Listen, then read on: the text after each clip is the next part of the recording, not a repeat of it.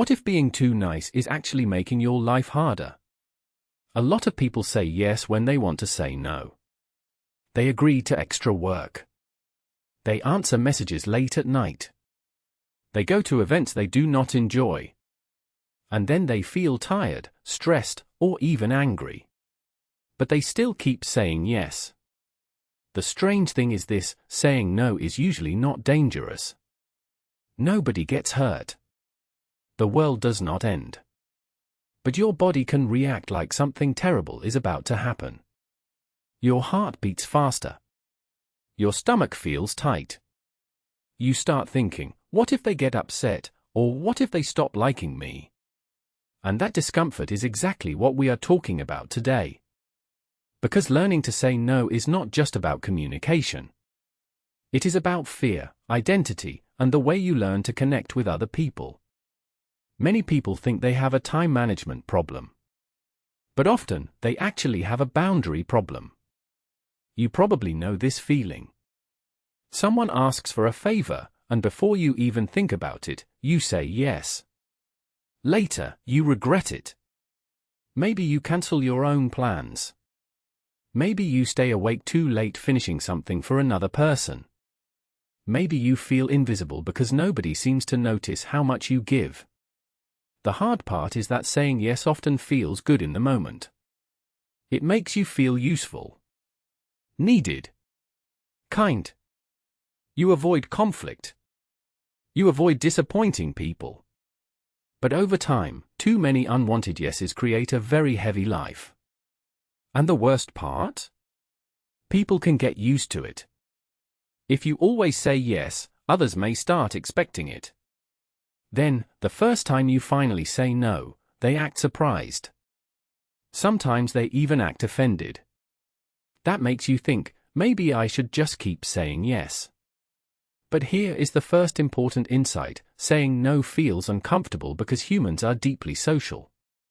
For thousands of years, people survived by staying connected to a group. Being rejected by the group could mean danger. So your brain still treats social rejection like a serious threat. That is why even a small situation can feel emotionally intense.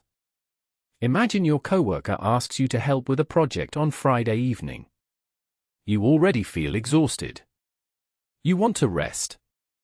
But part of your brain says, if I refuse, maybe they will think I am lazy. So you say yes. Not because you truly want to help, but because you want to protect the relationship.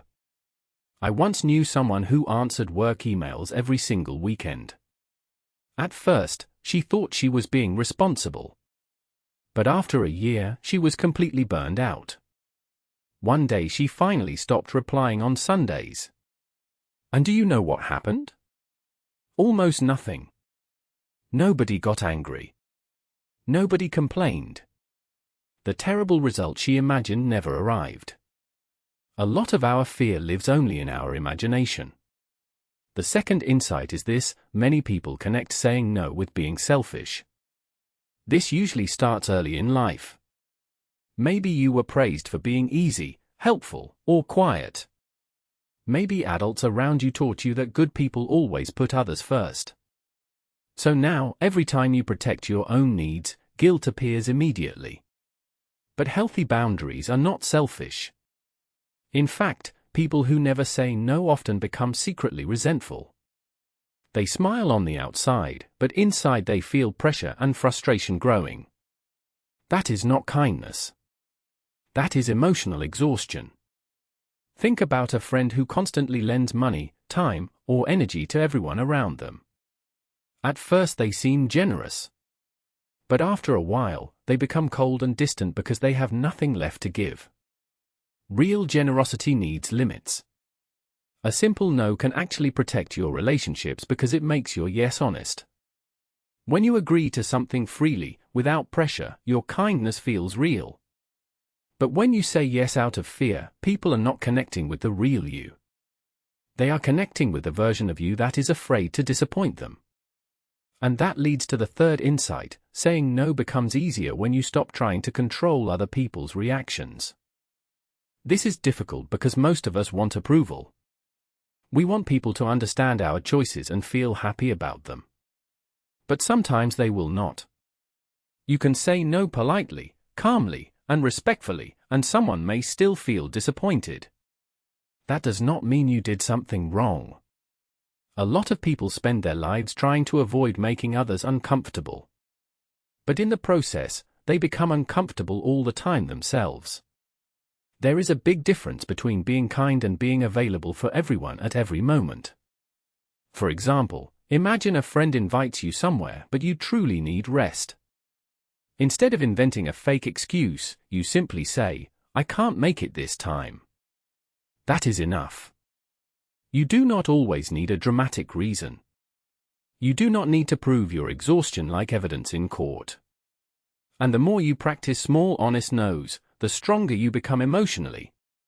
At first, it may feel awkward. Your voice may shake a little. You may replay the conversation in your head afterward. That is normal.